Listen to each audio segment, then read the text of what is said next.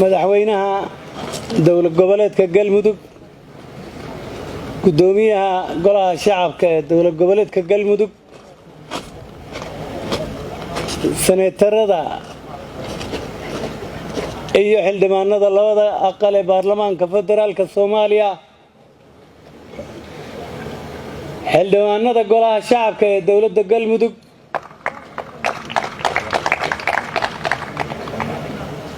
saraakiisha ciidamada qalabka sida ee dowladda Galmudug haweenka iyo dhalinyarada magaala madaxdan dowlad goboleedka Galmudug ee caawa halka fadhiya shaqaalaha iyo ganacsatada fanaaniinta Galmudug iyo warfaafinta caawa halkan joogta dhammaantiin habeen wanaagsan baan idin leeyahay salaanta kadib waxaa sharaf noo ah aniga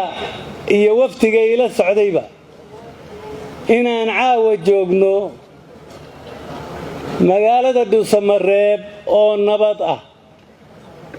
iyo guud ahaan Galmudug oo nabad ah waxaan u fadhinaa oo u nimid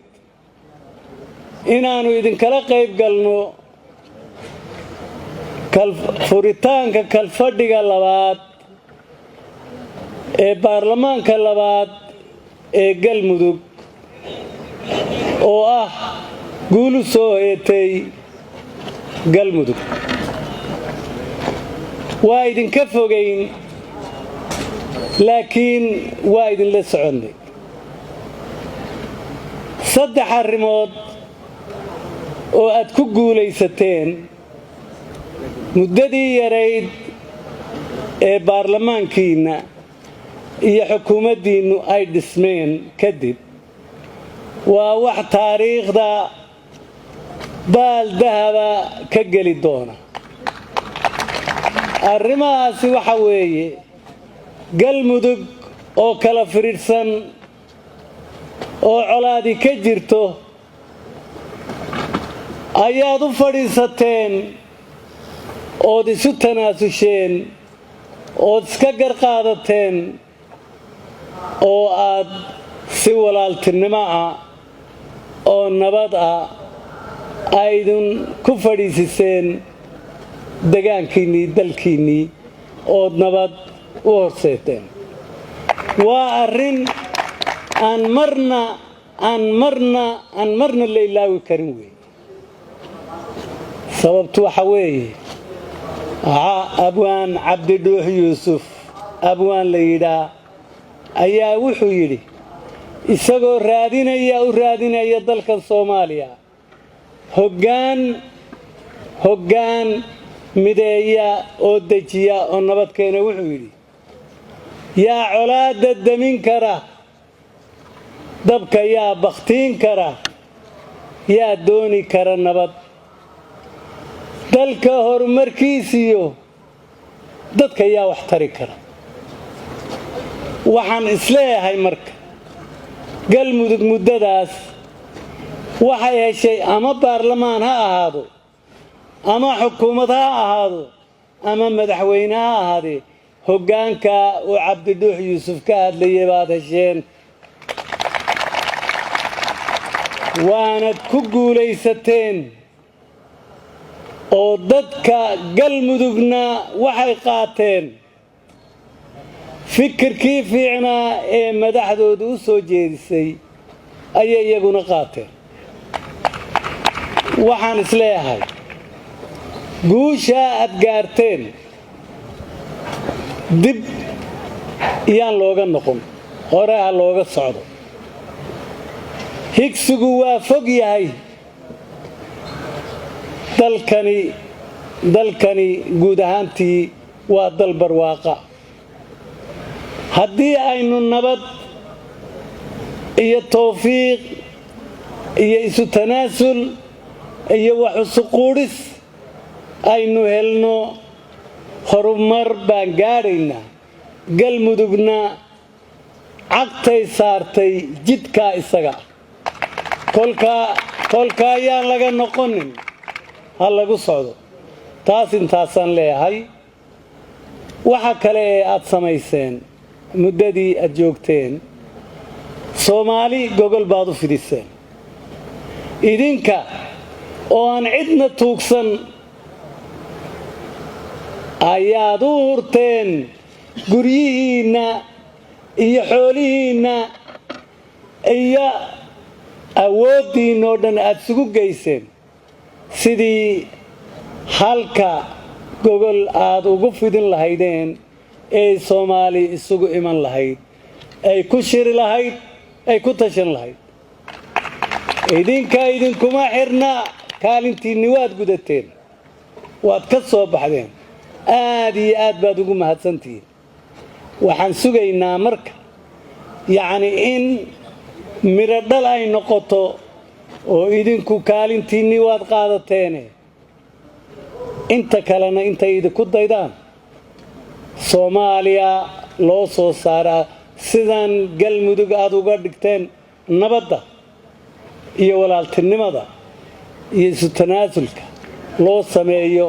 oo dalkan dhibaatada laga saaro waad ku mahadsantihiin waa idinka mahadcelinaya inta haddaan kaga baxo halkaas waxaan sheegayaa baarlamaanka dawlo waxay ka kooban tahay 3 laamood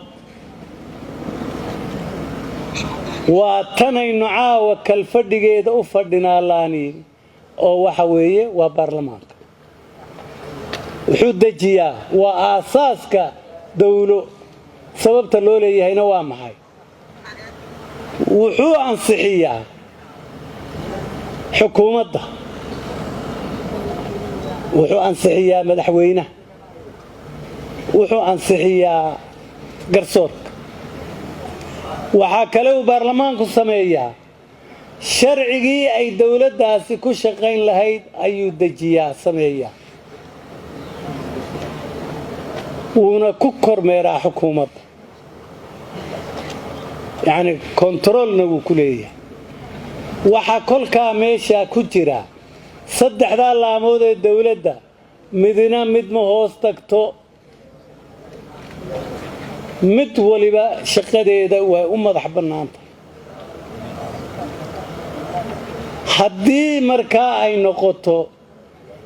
inaan la isku milmin oon la isku faragelin shaqada waxay noqonaysaa dawladdaasi dawlad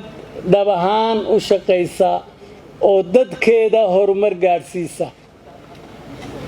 waxaan durba aragnaa dawladda halka ka dhalatay inay ku dhaqaaqday arrintaas oo dawaabad gaadheen guulahan aad gaadheen waxaa sabab u ah ama baarlamaan ha noqdo ama madaxweynaha ha noqdo ama xukuumadda ha noqotee waxay arrintaasi muujinaysaa isku duubnidiina waxaan leeyahay caawa annaga sharaf bay noo tahay inaan idiin nimaadno oo aanu idinkala qayb galno furitaanka baarlamaankiina kaasoo ah aqalka sare eed maqlaysaan inkastuu inagu cusub yahay oo inaan aqoon dal kasta oo adduunkan nidaamka federaalka qaata waa qasab inuu yeeshaa 2 aqal weliba aqalka sare ama sanad ha loo bixiyo ama aqalka sare ha la yidhaahdo wuxuu qaabilsan yahay dawladaha xubnaha ka ah dawladda federaalka sidaa la ajligeed waxaan aad iyo aad ugu rajo weynahay oo hadda dawladda galmudug waa bilaabatay baarlamaankeedu waa bilaabmay hadda kadib waa isku xirmaynaa waynu wada soconaynaa sidan aanu maanta idinku nimid ayay noqonaysaa in guddiya idin yimaadaan ama xaggaa aad timaadaan oo ay noqoto inaynu fikir iyo talo isdhaafsanno iskacan qabanno haddii aan la yidhaahdo kolka waxaan warkayga ku soo gunaanadaya galmudug way guulaysatay ha ku socoto guusha oo yayna dib uga laabanin madaxweynihiina iyo guddoomiyihiina baarlamaankana waa u mahad celinayaa guud ahaantiinna waa idiin mahad celinayaa aad iyo aad baad u mahadsantihiin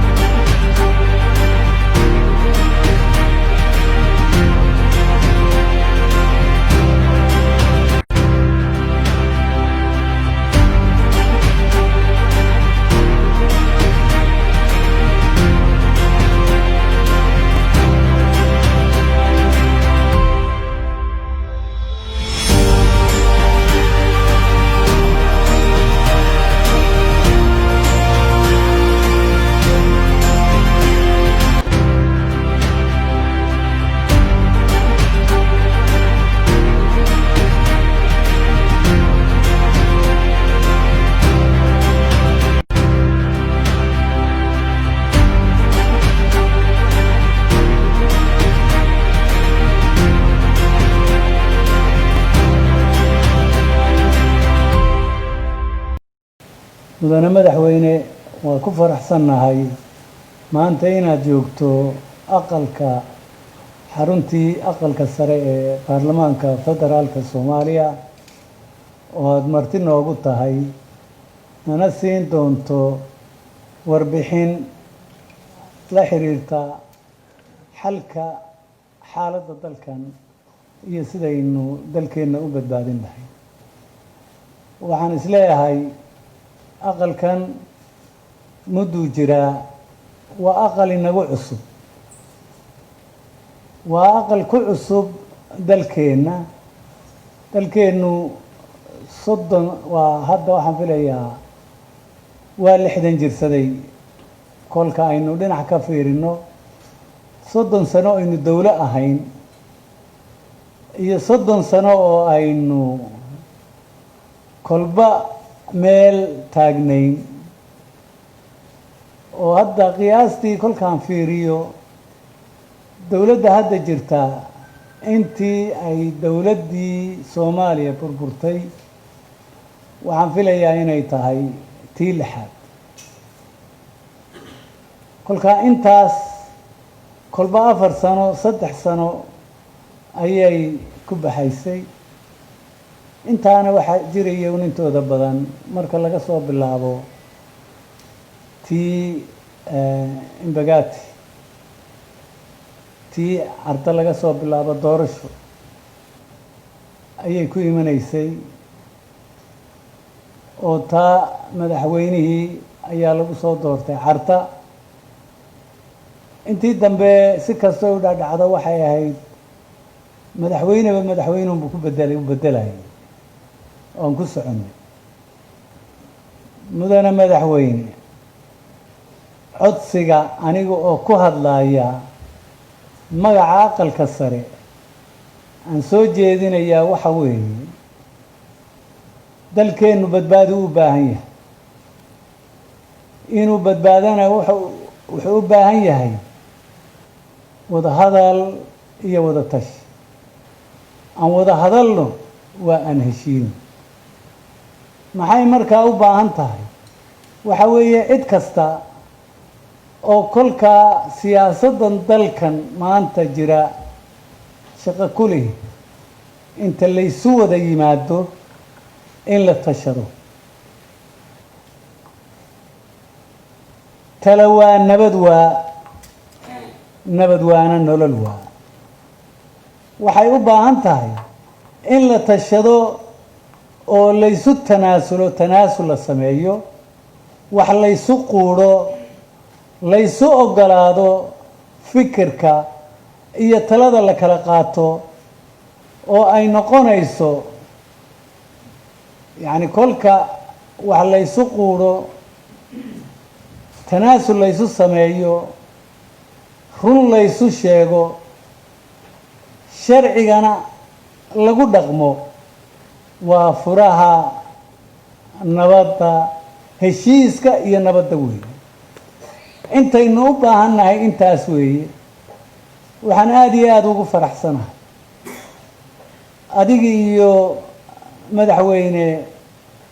dani maanta inaad halkan joogtaan madaxweynihii soomaaliya aada la joogtaan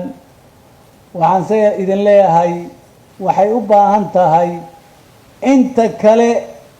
ee siyaasadda shaqada kulihina inaad u yeertaan oo si wada jira go-aan dalkan lagu badbaadinayo loo gaadho hal mar baan anigu isleeyahay soomaali shirarkii badnaa ee loo qabanayay way ku heshiisay waxaan ka xumahay heshiiskaasi wuxuu ka dhacay Addis Ababa 1993 bishii Maarso Soomaali way ku heshiisay waxay ku heshiisay waxaan hadda aan ammaan u soo jeedinayaa Cali Mahdi Maxamed oo madaxweyne waqtiga ahaa oo shirka kolkii la tagay miiska dhigay madaxweynenimadii waxaan kale amaanayaa waxa jiray hadda dalkan siyaasadii la soo maray UAC ayaa qaybsantay oo laba noqotay oo mid waxay la baxday UAC SNA midna waxay la baxday UAC SSA 15 urur beeleed oo siyaasiyiin oo Soomaaliya ayaa labada u kala dhaqaaqay oo waxay noqdeen 30 iyagoo abaal la tagay shirka Addis Ababa heshiiska la gaaray oon aad u qiimeynaya waxa weeye 30kii urur beeleed 15kii bay ku noqdeen hal bay noqdeen 15 urur bay noqdeen shirka waa lagu heshiiyey si kooban haddaan u sheego qodobadii ka soo baxay waxa kamid ah TNC in la sameeyo oo ka kooban 74 xubnood 18 gobol min hal min saddex oo qof dumar tahay waa 54 iyo 15 urur oo min xubinaha waa 69 iyo magaalo madaxda Xamar oo 5 xubnood oo dheeri la siiyay 74 taas ka koobna waxa kale lagu heshiiyay in la sameeyo charter oo yaa sameynaya waxa la yiri 15 urur oo min laba xubnood keena waa xubin siyaasi rugcada ah iyo xubin sharci yaqaan waa 30 iyo hal khabiir oo United Nations ka ah oo sharci yaqaan 31 daana in la sameeyo laba gudina waa la sameeyay oo qaran guddi gobolladoo dhan taga oo sheega in la heshiiyay xabad joojin guud iyo wadajir lagu heshiiyay ka dhaadhiciya iyo mid loo diro Somaliland oo la yiraahdo maxaa tabanaysaan miiska soo saar dalkani shirkaas uu ku heshiiyay waxaan ka xumahay kabuunga nin la oran jiray oo United Nations ka xafiiska siyaasadda joogay iyo Jonathan Howe oo Mareykan ahaa oo UNISOM 2 madax ka ahaa inay fashiliyeen oo waliba uu kabuunga ahaa ninka fashiliyay guddi siyaasadeed oo Addis Ababa ku waaga howlaha waday ayuu u yeeray oo hotelkan la yiraahdo la fahmooyay isagu imaad waan ku jiray wuxuu yiri waxaad sameynaysaa charterkii sidaan ku sameynayna charterku soo ma aha kii inta TNC da la dhigo guddi 31 xubnood oo sida ku imanaya loodi wuxuu yiri maya waad sameynaysaa aniga iyo kulay nin Cabdullaahi la oran jiray waa ka baxnay halkaasay ka bilaabantay khilaafkii caydiid iyo United Nations marka shirkaasi isagoon hirgelin buu burburay waxaa burburiyay Kabunga wuxuu ahaa gaanu ka socday mudane madaxweyne waxaan leeyahay dadka Soomaalidu waa dad colaadi kama dhaxayso waa walaalo laakiin waxaad moodaa inaga siyaasiyiinta ayaad moodaa inaynu kala dhaqaajinayno waxaan leeyahay maanta xamar oo joogtaan ha ka tegina ilaa xalkii Soomaaliya aad si wada jira guud ahaanteen aan uga gaar maanta waxaa laga yaabaa in la isu weydiinayay Axmed iyo Saciid iyo way yimaadeen shirkii Dhuusamareeb mayna tegin talow maxaa lala iman doonaa maxay sabab tahay shirka Dhuusamareeb asbaabaa jiray Dhuusamareebtu wada hadal baan ka galay Prime Minister baa ku jiray waxaan ku heshiinay guddi in la qabto wasiirka arrimaha guduhu uu guddidaas liid gareeyo xafiiska ra'iisul wasaaraha iyo fulintu ay mas'uuliyadooda qaataan guddidaasi ay isugu tagto Garowe la isu yimaado shirka kale la qabto within annagoo ka soo dhammaanin meeshii waxaa timid ra'iisul wasaarihii oo 7 daqiiqo isagoo meesha kaga baxay oo aqalkii shacabku golihii shacabku uu meesha ka saaray war sidee wuxuu jiraan waxaa intaa ka sii waxaysan Soomaalidu qabaa'il bay wax ku qaybsanaysay hadday arrintii dhacday bal ra'iisul wasaarihiina la soo magacaabo ilaa shalay waxbaa lagu fadhiyey kadbacdina aan isaga nimaadno dowlad shirkii kaliya sidii loo qaban lahaa oo haddii guddidiiba xataa loo baahan waayey inagu intaan wada hadalno guddidu farsamo unbay noo keenaysay aan wada hadal galno iyadoon cudurdaaradii weli la iska qancinin cillado kalena ay iska jiraan baa shirka Dhuusamareeb la isugu tegay madaxweynaha ay cilaamiyeen ma ayna noqonin inaan tago asbaabo la wada ogyahay oo jiray Saciidna ma tegin markii dambana waxaan qaadanay inaan tagno xilligii la ogaaday inaan tagaynana waa tii shirkii la xidhay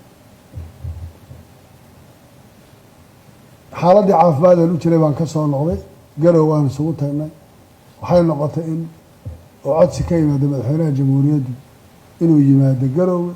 oo halkaa ku wada hadalno arrintaasi mayna noo noqonin sax sababtoo madaxweynaha jamhuuriyaddu waa madaxweynihii jamhuuriyadda tabashaa jirtay xawar baan shalay ugu yeelay mayna imanin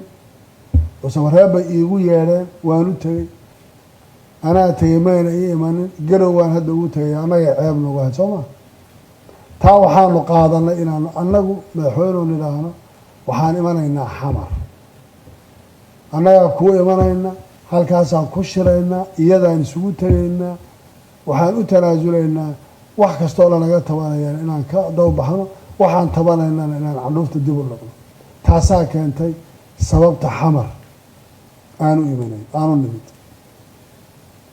weliba Soomaalidu waxay tiraahdaa waxaraha hooyadood geerida way ula soo laakiin mareegta oo dheer mareegta waa la wada yaqaanaa Soomaa ilaan hooyada iyo waxartu way wada dhiban karaan laakiin mareegtu waxarta qoortay kaga xidhanta way isku laabi kartaa anagu wali dawladda taagtaagnina way jirtay arrinta gobolka Gedo oo culays lagu haysayna way jirtay oo tabasha ka jirtay Dhuusamareebna aan ilaa hoos u dhigno oo gaar noo ahay iyadoo intaasoo dhan jiraan qalbi fayoobina aanaan dowladda ku kala maqnayn ba waxaan go'aansaday inaan xamar nimaadno oo Saciid uu yiri ilaa waa ilaa halkaasaan tagaynaa aan tagno aan qaadanno inaan xamar sidaa ku nimaadno aan nimaadno xamar arrintii gobolka Gedo guddi baa ka hadlaysay waxaan rajaynayaa intaanaan halkan ka tegin inay hawshaasi dhammaanayso oon dowladda wax isla gaadhayno oo waxyaalaha aanu ka wada hadalay meel la gaadhsiin doono oo si niyad wanaaga barnaamijkaasi uu hadda ku socdo arrintii guud maalmood waad arkaysaa in waxoogaa hadallo lasoo twitter-gareeyey Saciid iyo Axmed iyo shir baa la diiday waxaan idhi haddii shalay Dhuusamareeb shirkii ahaa diidmadu ay ahayd niman baa ka maqnaa inaan annagoo saddex haddana intaan shirnay hadhow aadna xamataan oo tidhaahdaan ari hadday saddexdii qoyska ahayd ba haddana wax shiraysee masiirka iyaga maa ka talinaya warkaasi war kale waay taas inaanaan shir intaanu gallo saddexdayadu communicate soo saaro nooca doorashada ka soo hadallo warqad kale aan soo saarayo waxay macno tiraysaa nooca shirku uu yahay iyo imaatinkaiyagii iyo waxoo dhan waxaan isla qaadanay markaa inayna saxayna madaxweynuhu waan joogaynaa xamar waa la yimid cid kama xigto madaxweyne marti baan kuu nahay intaa marka laga soo tago intii la doonaan joogaynaa xamar saaxiibadana ha loo yeedho haddaan wax kala tabanayna aan wada hadalno labada aqal ha la ysu keeno golaha shacbiga ha la soo reebo meeshuu isbiirku ku socdo dib ha loo soo celiyo aqalka sare ha loo geeyo hore ha loo jiido ha la wada hadlo dadka siyaasaddaani ay ka dhaxayso kulligood goobta ha ku wada hadlaan laakiin labadii aqal oo is-ilowsiinaya o is-ignoor garaynaya dowlad goboleedyadii oo laba khaanadood lagu kala ridayo madaxdii oo buuq iyo dhibaato kale ay jiidayso wax macnaa nooma samaynayso in la yidhaahdo doorashaa laga hadlayaa waxaa asalku uu yahay in marka hore midnimada la ilaaliyo siyaasaddana la ysu keeno waxaa jira niman madaxweyneyaal soo maray damaci uuna ka dhammaana weli da-yar iyaga laftoodu meeshaas madiine korkeeda degan damacii uu ku jiro xaqna oo leh inay siyaasaddii iyo taladii wax ka geystaan waxaa jira axsaab layidhi samaysta saana wax laydinku samaynaya waxaa jira dad badan oo damacaana wada fiirinayo aragtida aan qabaa waxay tahay maanta qof ka maarmaa ma jiro aan isu wada nimaadno ha la dhammaystiro waxa yaalla madaxdii ha loo yeedho prime ministerka maqane hadhow qola ay odhan doonto ariha qodkaa iyo xageed geyseen ha la keeno waxaan isku ognahay aan wada dhammayno intaan doonna aan joogno ceeb maaha inaan muddo badan joogno dagaal baa nagu socda culays siyaasadeed baa jira waxaasoo dhan oo jira maanta culays naguma haysa inaan xamar joogno sababto xamar wataan kusoo koray joogisteedana aada baan ugu faraxsana annagoo wax isku og markaa aan dhammaysano yaan la isugu soo noqonin oo madaxweynaha yaan la xabanan la odhan madaxweynuhu wuxuu la jijida extension buu rabaa oo golaha shacabka yaan la odhan mursal iyo muudda extension bay raadinayaanoo golaha aqalka sare sabab bay uga cararayaan oo dowlad goboleedyada yaan la xabanna waxay doonayaan inay baarlamaan iyagu jaabka ku wataan intay la soo baxaan inay raggaan hadda fadhiyo wada caydhiyaan ay kuwa kala keenaan oo xanta intaan iska dayno innagoo ishor fadhina wax isu sheegno mayna saas ahay innagoo ishor fadhina oo aan is arkayno oo wada joogno oo la isxamanaynin reality ha laysu sheego markaa kadib waddankaan aan badbaadin hal accident oo dhacay waddankaan dhibaato ku yahay waan garanaynaa shalay waxaan soo marray ma doonayna inaan dib ugu noqono raggaan waan soo dagaalanay waa la soo heshiiyey meel badan baa la soo maray waxaan maanta ka wada shaqaynayna waa soomaalinimada asalkuna waxa weeyaan in aan isu wada nimaadno wada tashanno saacadaha aynaan fiirinin waqtigu uuna cidhiiri inagu noqonin aynaan oranin waqti baa nagu socday aan wax dadisan qof waxaa la yidhi nin hulaab xun in wax qarsan baa la moodaa qolada dowlad goboleedyadu hulaabta xun ha iska daayeen xildhibaanada iyo senatarada indhaha u guduudinaya leeyihin sidan aan yeelayna ha joojiyeen qolada golaha shacabku waxaanay gaar iskaga dhigayaan iyo ay la ordayaan hulaabta xun ha daayeen madaxweynuhu labada aqal iyo sida uu wala dhaqmay iyo dowlad goboleedyada iyo inay hulaab xun loo arkin isaguna ha joojiyo war soomaaliyey waxa inoo yaalla waa naqaanaa waxa inaga dhexeeyana waa naqaanaa meeshaan maraynana waa naqaanaa waddankaani xasiloonidiisa iyo deganaanshihiisu waxay ku xidhan tahay kolba isbeddelka siyaasadeed iyo xasiloonida siyaasadeed say u dhacayso nin wal oo yimaada damac kalaa ku jira damacaa ku jira waxaa weeye inuu meesha kusoo noqdiyo inuu sii joogo nasiibkiisu qaadan inaan waqti isu qabanoo la yidhaha berri bay dhammaanaysaa dambay dhammaanaysaa waxaa ka asagsan waxa heshiis lagu yahay in wax lagu gaadho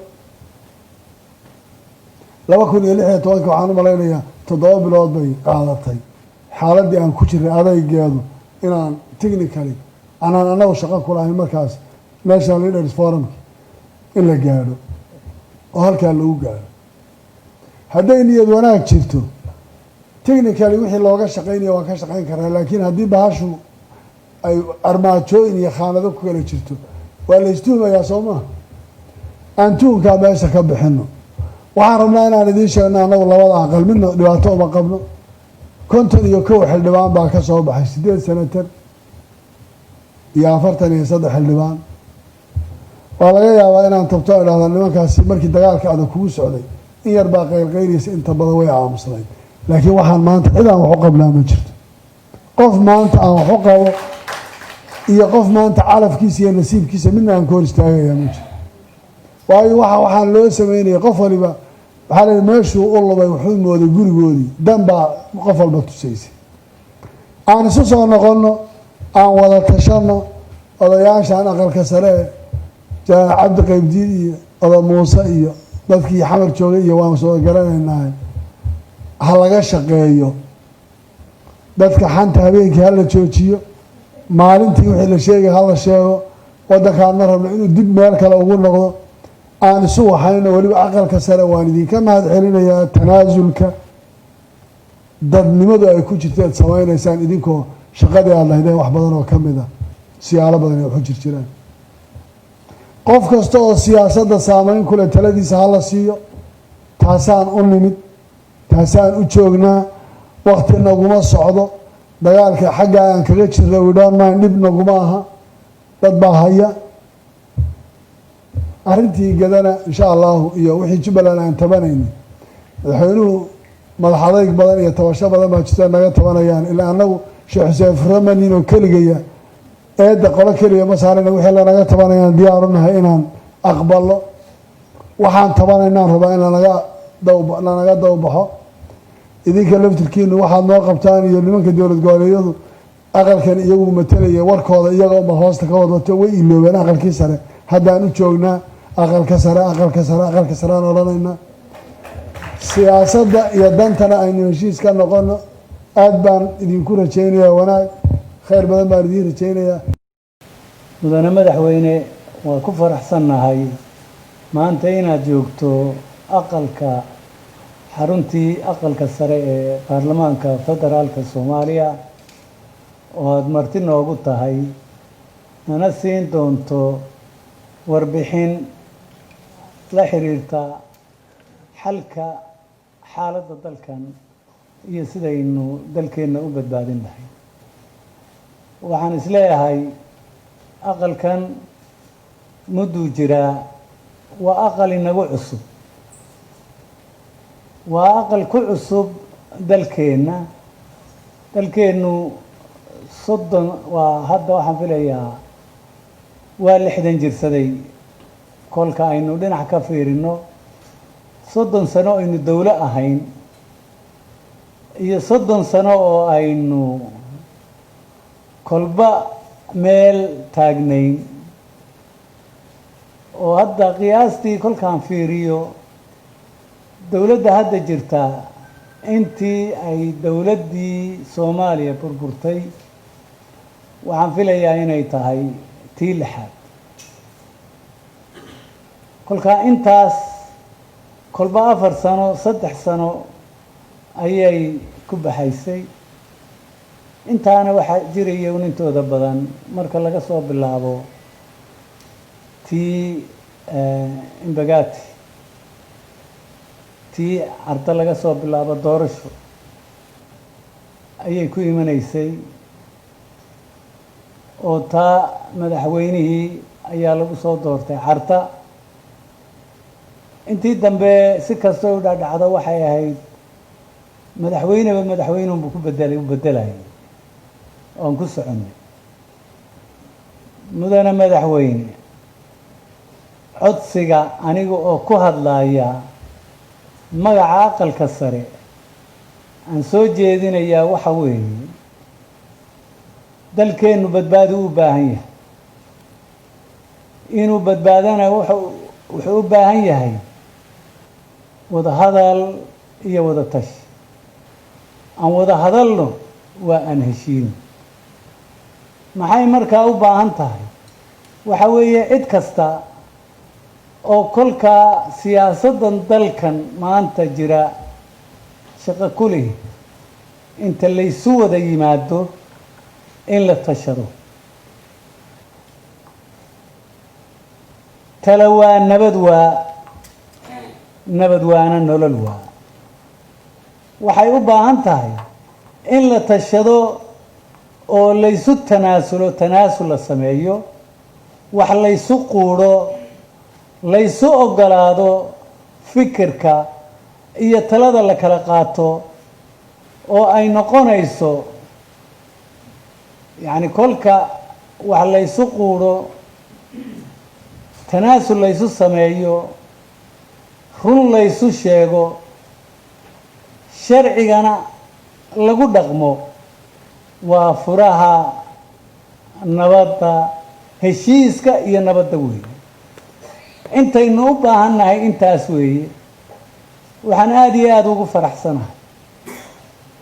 adiga iyo madaxweyne deni maanta inaad halkan joogtaan, madaxweynihii soomaaliya aada la joogtaan. waxaanse idin leeyahay waxay u baahan tahay inta kale ee siyaasadda shaqada ku lihina inaad u yeertaan oo si wada jira go-aan dalkan lagu badbaadinayo loo gaadho. hal mar baan anigu isleeyahay soomaali shirarkii badnaa ee loo qabanayay way ku heshiisay. waxaan ka xumahay heshiiskaasi wuxuu ka dhacay Addis Ababa 1993 bishii Maarso. soomaali way ku heshiisay, waxay ku heshiisay. waxaan hadda aan ammaan u soo jeedinayaa cali mahdi maxamed oo madaxweyne wakhtiga ahaa, oo shirkaa kolkii la tegay miiska dhigay madaxweynenimadii. waxaan kaleen ammaanayaa waxaa jiray hadda dalkan siyaasaddii la soo maray. USC ayaa qaybsantay oo laba noqotay, oo mid waxay la baxday USC SNA, midna waxay la baxday USC SSA. 15 urur beeleed oo siyaasiyiina oo Soomaaliya ayaa labadaa u kala dhaqaaqay, oo waxay noqdeen 30 iyagoo abaa la tegay shirka Addis Ababa. shirka Addis Ababa heshiiska la gaaray oon aada u qiimeynaya waxa weeye 30kii urur beeleed 15 bay ku noqdeen, hal bay noqdeen, 15 urur bay noqdeen. shirkaa waa lagu heshiiyey. si kooban haddaan u sheego qodobadii ka soo baxay waxaa ka mid ahaa TNC in la sameeyo oo ka kooban 74 xubnood, 18 goboloo min 3 oo qof dumar tahay waa 54, iyo 15 urur oo min xubin ahaa waa 69, iyo magaalo madaxda xamar oo 5 xubnood oo dheeriya la siiyey, 74 taasu ka koobnaa. waxaa kale lagu heshiiyey in la sameeyo charter oo yaa samaynaya. waxaa la yidhi 15 urur oo min 2 xubnood keena waa xubin siyaasi rugcadda ah iyo xubin sharci yaqaana, waa 30, iyo hal khabiir oo United Nationska ah oo sharci yaqaana. 31daana in la sameeyo. 2 guddina waa la sameeyey oo qaran, guddi gobolladoo dhan taga oo sheega in la heshiiyey xabad joojin guud iyo wadajir lagu heshiiyey ka dhaadhiciya, iyo mid loo diro Somaliland oo la yidhaahdo maxaa tabanaysaan miiska soo saara. dalkani shirkaas uu ku heshiiyey. waxaan ka xumahay kabunga nin la odhan jiray oo United Nationska xafiiska siyaasadda joogay, iyo Jonathan Howe oo Maraykan ahaa oo UNISOM 2 madax ka ahaa, inay fashiliyeen oo weliba uu kabunga ahaa ninka fashiliyey. guddi siyaasadeed oo Addis Ababa waagaa howlaha waday ayuu u yeedhay oo hoteelkan la yidhaaho lafayo yidhi isagu imaad. waan ku jiray. wuxuu yidhi waxaad samaynaysaan charterkii. sidaan ku samaynaynaa charterku sow ma aha kii inta TNC da la dhigo guddi 31 xubnoodoo sidaa ku imanaya loodi wuxuu yidhi maya waad samaynaysaan anigiiyo kolley nin cabdullaahi la odhan jiray waa ka baxnay halkaasay ka bilaabantay khilaafkii caydiid iyo United Nations marka shirkaasi isagoon hirgelin buu burburay waxaa burburiyey Kabunga wuxuu ahaa gaanu ka socday mudane madaxweyne waxaan leeyahay dadka Soomaalidu waa dad colaadi kama dhaxayso waa walaalo laakiin waxaad moodaa inaga siyaasiyiinta ayaad moodaa inaynu kala dhaqaajinayno waxaan leeyahay maanta xamar oo joogtaan ha ka tegina ilaa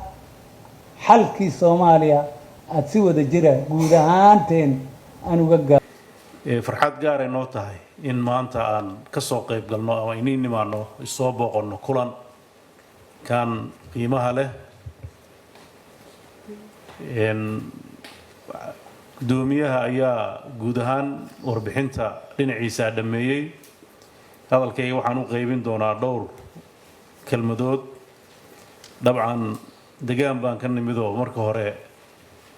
warbixintiisa kooban dalkii waa nabdoonaa roobab hordhac ah ayaa hadda deegaanada qaybtood ka bilowday labadii sano ama sanadii markii u dambeeyay dhinaca roobabka oo muddo badan dalkan abaar culus haysan jirtay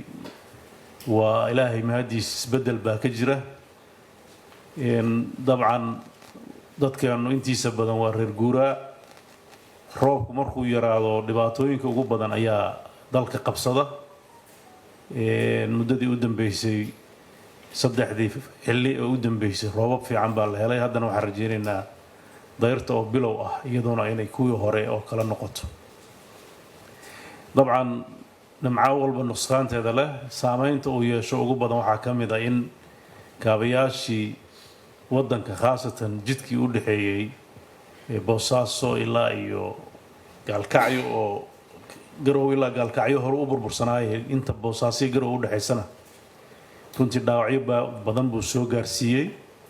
qaybihiis hadda gacanta lagu hayaa in wax laga qabto oo dowladda Puntland iyadoo isku tashanaysa ayay howl ka wadaa qaybaha kale tana caalamkana saacidana waan u qaylinay laakiin uma aana fariisano howlaheennina intii aan kari karnaa sii wadnaa dhinaca amniga guud ahaan deegaanku waa xasiloon yahay muddooyinkii u dambeeyay Puntland waxay waday dib u habeyn dhinaca ciidamada ah runtii wax badan baa laga guuleystay intii tababaradooda kor loo qaaday maadaama muddo dheer qaybtooda ay dagaalo kula jireen buuraha galgala iyo dhinaca kale ee bariga ahba qolyaha nabadiidka oo ku kooban labada buurood ee magaalada Boosaaso dhinacyada ka kala xiga muddadii u dambeysay runtii waxaa dhacay guulo waaweyn oo labada meelood meelihii ay joogeen oo marmar ka soo bixi jireen hadda ma soo baxaan meelahoodii baa loogu tagay in badanna waa laga qabtay qaarna waa laga laayay fariisimo meelaha qaybtooda ay ka soo dhawaan jireen oo buuro aad u adag oo u baahan in lug lagu galana wax badan baa ka hirgalay ammaanku magaalooyinka waaweyn muddooyinkii ugu dambeysay waxaa ka dhici jiray falal amni darra oo inta badan iyagu geystaan khaasatan magaalada Boosaaso iyo Gaalkacyo isbedel aad u xoog badan ayaa ka jira sidoo kale waxaa runtii u baahan in la xuso heshiiskii Puntland iyo Galmudug ku dhexmaray magaalada Gaalkacyo oo qayb weyn isna ka qaatay wada shaqaynta labada maamul si loo xaqiijiyo sugnaanshaha amniga guud ee gobolkaas gaar ahaan magaalada Gaalkacyo oo laba maamul ay ka kala taliyaan waxaan si gaar ah uga mahadcelinayaa dadkii waqtiga badan ku bixiyay oo halka uu nagala fadhiyo Cabdi Qaybdiid iyo akhyaartii kaleeto oo muddada dheer joogay nabadeynta gobolkaas qaybta weyn ka qaatay sidoo kale shirkaas Gaalkacyo hadalkayga dib baan ugu soo noqon warbixinta markaan ka bixiyo waxaa ka dhashay shirarka hadda halka laga xusay in lagu ballamo garow dhuusamareeb 1 iyo 2 anoo kaa u soo noqon doona markaan xaaladda kale ka hadlo dabcan guud ahaan dalka waxaa ka dhacay covid-19 adduunka oo dhanna ka dhacay dhaqaalaha saameyn weyn ku yeeshay dakhligii iyo socodkii saameyn ku yeeshay dalka intiisa kale iyo adduunyada ayaan taas la qabnaa xaaladaha kaleeto gobolku uu ku sugan yahay intiisa kaleeto waxaa la oran karaa marka loo fiiriyo maraaxiishii la soo dhaafay wuxuu ku sugan yahay marxalad deganaansho iyo amni oo la oran karo meelaha ugu roon ee Soomaaliya ayuu ka mid yahay maamulka iyo shacabka oo iskaashanaya runtii howlahaas ku saabsan dalka nabadeyntiisa dejinta xasilintiisa iyo guud ahaan wixii kaabayaal iyo horumar oo la qaban kara ka shaqaynteeda oo ah shaqo aanan joogsi lahayn dhammaadna lahayn hadba intii suuragal oo markaa la kari karaa ka socota waxaan rajaynayaa intaas inaan uga baxo warbixinta guud ee aan degaankii aan ka imid waxaan sidoo kaleeto aan rabaa inaan ku noqdo heshiiskaas galkacyo ku dhex maray labada dowladood ee xubnaha ka dowladda federaalka ah wuxuu horseed u noqday bulshada deegaanadaas oo muddo badan kala tabasho iyo shaki ku jiray inuu meesha ka saaro oo wada qabsi iyo horumar uu halkaa ka dhaco kulamadaas waxay gogol xaar u noqdeen oo runtii heshiiskaas uu saldhig u ahaa heshiiskii lagu gaaray dhuusamareeb oo isugu yimaadeen maamulada madaxda shanta dowladeed xubnaha ka ah dowladda federaalka ee hadda sida tooska ah uga tirsan dowladda federaalka ah shantaas xubnood oo kulankii u xigay uu muddo sanad ka hor ama 2 sano ka hor waa keligood inay sarkaan shirkii Kismaayo ayaa ugu dambeeyay 2018 inuu ahaa aan filayo shirkaas markii aan isugu nimid runtii wuxuu horseeday in la wada hadlo in wada shaqayntii la soo celiyo in Soomaali si midaysan loogu adeego senatarro aad u fara badan oo halka fadhiya ayaa qayb weyn ka qaatay iyo madax kaleeto oo Soomaaliyeed oo jeclayd in xaaladda cakiran ee lagu jiro laga baxo waxaa ka soo baxay warmartiyeed aad wada akhrisateen waxaa ka dhashay shirkii dhuusamareeb 2 oo runtii isagana ay ka soo qayb galeen madaxdii dalka u sarreysay madaxweynihii iyo ra'iisul prime ministerka xilligaas shirkaas wuxuu isaguna runtii la faguray xaaladda dhabta ah ee dalka hadda uu ku jiro oo muhiimadiisu ahayd in dalka doorasho la isla ogol yahay ay ka dhacdo oo xilligeeda ku dhacdo taasoo ahaa dareenka cid kasta oo mas'uuliyaddeed doonta hayse ay mar walba ay sheegi jirtay ama dowladda dhexe ha ahaato ama dowladaha xubnaha ka ha noqdaan ama baarlamaanadka labadiisa aqal ama cid kasta oo siyaasadda Soomaaliya danaynaysa hadalkaas wuxuu ahaa mid carabka lagu wada adkeeyay oo saldhig u noqday in la yiraahdo haddaba halkaas meeshii lagu guuri lahaa la helo runtii shirkaasi saldhigiisu isna wuxuu raacay wadadii hore oo ku saabsanayd in labada in waqtigeedii uu ku dhaco doorasho la isla ogol yahay inay dhacdo wixii markaa ka dambeeyay dabcan halkaas waxaa iyadana saldhig noqotay madaxweynuhu codsaday in uu ku noqdo magaalada Muqdisho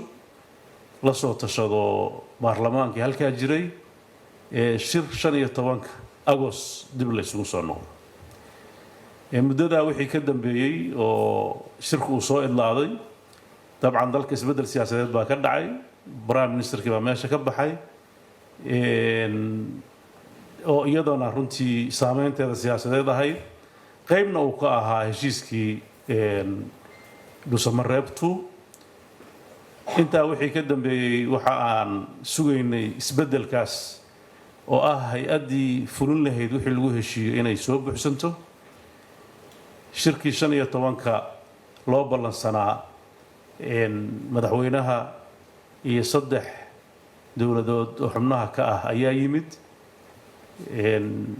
madaxweynaha Jubbaland xanuun dartiis buu u maqnaa haddii ay wuxuu weheliyeenba laakiin Puntland waxyaabo ay tabanaysay oo lahaa arrimahaas inta ka horeysa hal la buuxiyo darteed ayuu u qabsoomay waay u imaan weyday runtii iyadoo intii badneed wax laga xaliyay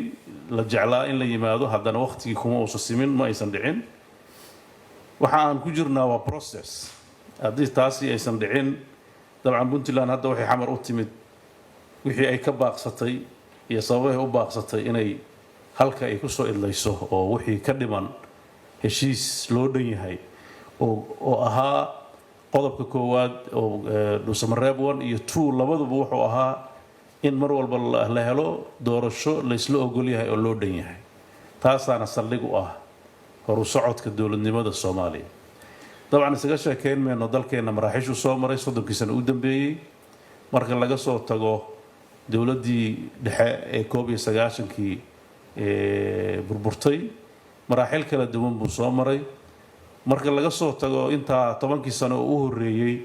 2000 wixii ka dambeeyay dalka oo shirkii carta waxa soo tarayay nidaamka dowladnimo ee hore loogu soconayo maalinba waxba lagu darayay maalin walba wax lagu darana waxba ka dhinaanay waxaana mar walba lagu tilmaamay marxaladda aan ku jirno inay tahay geedi socodka dib u dhiska dawladda Soomaaliyeed processkaas sidiisa process markuu socdo waa maraaxiisha ugu adag oo uu yimaado kala aragti duwanaanta siyaasadeed oo la rabo si siyaasi in loo xalliyo dawladnimadu marka process lagu jiro intii siyaasiyan loo xalliyaba waxa la rabaa sharci in loo bedelo kadibna maamul dawladeed loo bedelo talaabooyinkaas waxaan filayaa dadkii way arag u ahaa badankooda qayb badan baa halka fadhida kana tirsanaa baarlamaanada Soomaaliya laga soo bilaabo 2000 ilaa hadda qayb kamid ah halka fadhi ama aanan ka tirsanayno xilalka kala duwan ka hayay oo goobjoog u ahaa oo dadka way aragnimadaas dheer lahaa gudoomiye Cabdi Xaashi oo halka ka mid yahay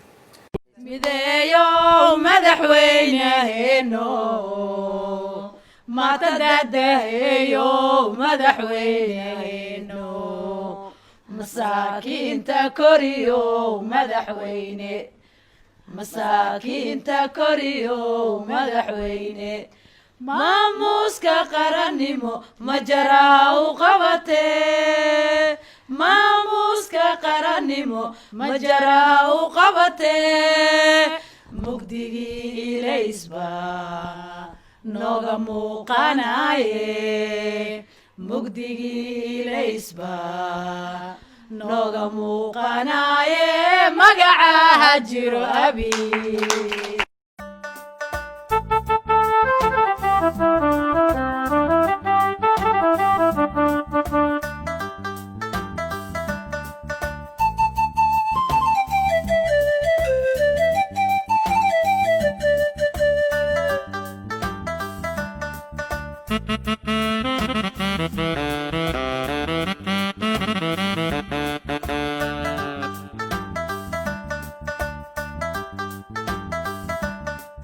waxaan leeyahay madaxweyne soo dhawow meesha aad timid waa dalkaagii dadka aad u timid waa dadkaagii annagana waan kugu faraxsannahay waan ku soo dhaweynaynaa casuumaadan caawa aadna casuuntayna waa mid aan kaaga mahad celinayno waayo sida aan usoo aadnay inaan kusoo booqanay oo aadna aad nooga ajiibtay waa wax aan la soo koobi karin madaxweyne saa ugu dhaganugul haweenka inuu jiro ma u malaynaayo marka waxaan ku leeyahay madaxweynayaasha koobka adaa ka qaaday maadaama aad qirtay haweenka inay mudan yihiin in aan la celin aan ididka lagu celin oo la soo dhaweeyay maadaama aad qirtay madaxweyne samafale sidii Puntlandow waxaan saaka qirayaa Soomaali idilkeed inay ku sacabtumeen sinaan iyo cadaalad saxiixaaga weeye sida aad u hadashana saqiir iyo kabiirkeen salaam baynu saarnee daniyo siciidow madaxweynaheena suubanaayo madaxweynaheena soo dhawow mar labaad iyo mar kale waa markii ugu horeysan arko madaxweyne Soomaaliyeed caawa dareenkayga si gooni ah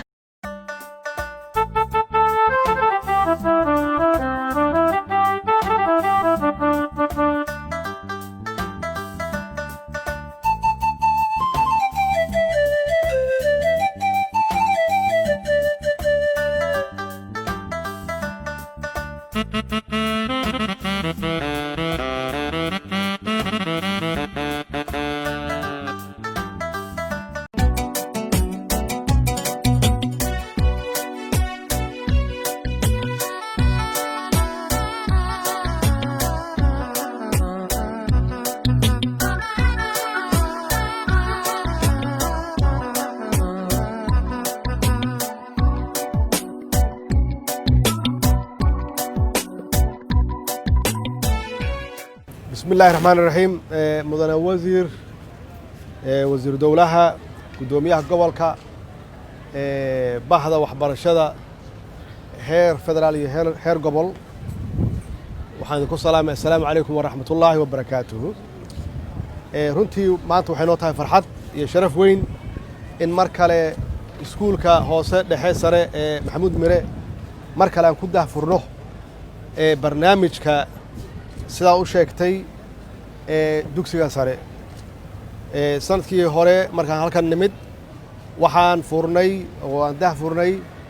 barnaamijkii dugsiga dhexe haddana in aan runtii fursaddan qaaliga ah aan u yeelannay kulligeen nasiib inaan daahfurno barnaamijka dugsiga sare runtii waa ilaahay mahadiis waana runtii waa hawl wasaaradda aad adigu hoggaanka u hayso ay juhdi iyo wakhti badan gelisay iyo hay-adaha kale oo idinka caawinayay in aan yeelanno barnaamij midaysan ee waxbarasho laga soo bilaabo dugsi hoose ilaa dugsi sare runtii waa waxqabadka ee dowladdan ee dhanka waxbarashada oo aan ugu talagalnay carruurteenna inay helaan quality waxbarasho tayeysan si ay ula tartamaan hadda kahor saan u sheegnay waddamada kale ee dhigooda ardada kale ee caalamka ay ula tartamaan waxaana lagu kala horumaraa waxbarashada iyo quality-ga waxbarashada ee dowladdu ku guulaysatay inay runtii ka shaqayso ardadeenna inaan siino waxbarasho tayeysan hadda ka hor waxaan sheegnay inaan bixinnay 3 milyan oo buug macallimiintan aan ugu talagalnay training curriculum books inaan ugu talagalnay 200,000 haddana aan diyaar u nahay inaan bixinno 1 milyan buugaag gaaraysa guud ahaan dalkoo dhan taasi waxay runtii ka turjumaysaa muhiimadda aan saarnay waxbarashada guud ahaan dalkoo dhan inaan gaarsiinno oo weliba aan ku mideenno quality-geeda marka runtii mudane wasiir shaqada wanaagsan adiga iyo howlwadeennadaada iyo wasaaraddaada qabateen aad iyo aad yaan runtii aan idinkaga mahad celinayaa iyo weliba sida aan u daadejinayno waxbarashada heer gobol oo aan 24 iskuul aan la wareegnay iyo 65,000 arday ay hadda maamulkoodii la wareegeen gobolka banaadir ay la wareegeen weliba annagoo kor joogtaynayna oo ilaalinayna tayadooda waxbarasho heerkii aan ugu talagalay inay taagan yihiin kobcinayna runtii aqoontooda oo aan insha allah hadduu ilaah yidhaahdo aan badinayno waxbarashada iskuullada ku soo wareegi doona gobolka banaadir guddoomiye haddee waxaan kugu soo wareejinnay intaasoo arday oo mas-uuliyaddeeda ku saaran tahay ilaahay ha kuu fududeeyo annagu waxaan rabnaa in ardadaasi ay tayadooda kor u sii kacdo oo kor loo sii qaado wax alla wixii taakuleena aad wasaaradda ka rabtan kolleyba dee diyaar ayaa lagula yahay dee ilaah ha kuu fududeeyo hawsha